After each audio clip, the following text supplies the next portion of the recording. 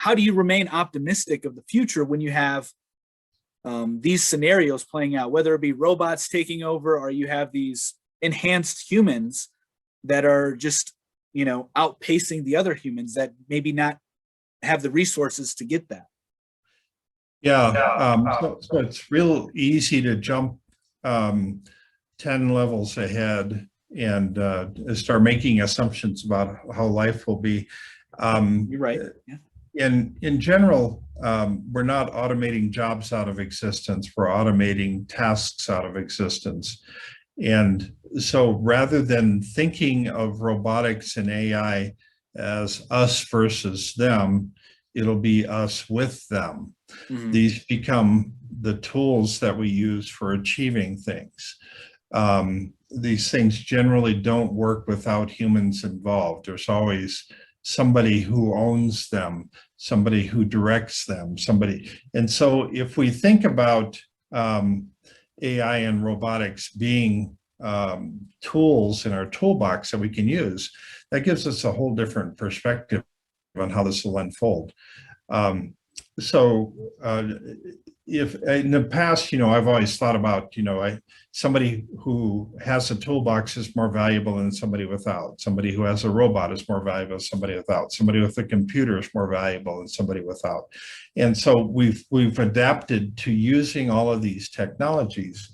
And so we're going to be getting better at working with them. So as an example, in the education world, rather than having a teacher in the front of a classroom teaching us something, this idea of having our own personal AI teacher bot that we're talking back and forth to, this thing is our buddy.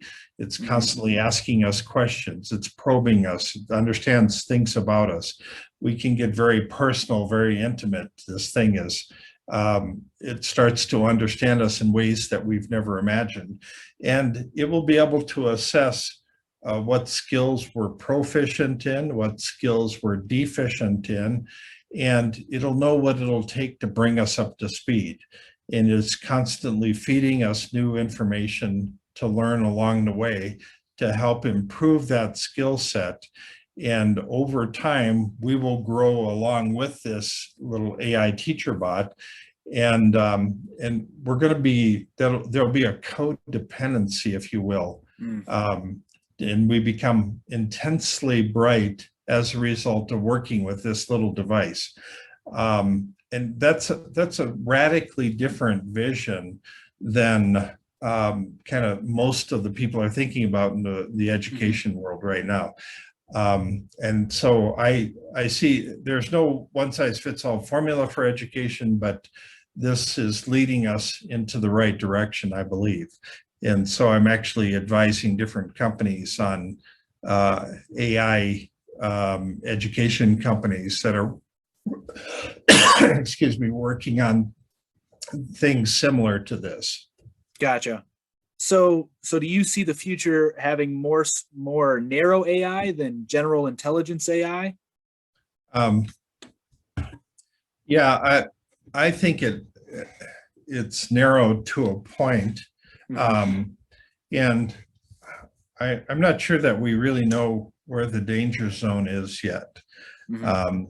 We've interviewed people on the Futurati podcast that are college professors, and it's their mission is to actually save humanity from the general from the intelligence, general AI. Yeah, right. So yeah, so they're working on ideas of how do we build in Achilles heels? How do we build in off switches? How can we control this thing? If it gets really smart, it can always work its way around. But none of it answers the question in my mind of why. Why would it do it? What's the motivation behind it?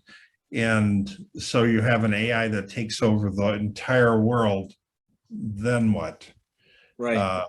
Yeah. What does it do with the world? I mean, that none of that makes sense to me.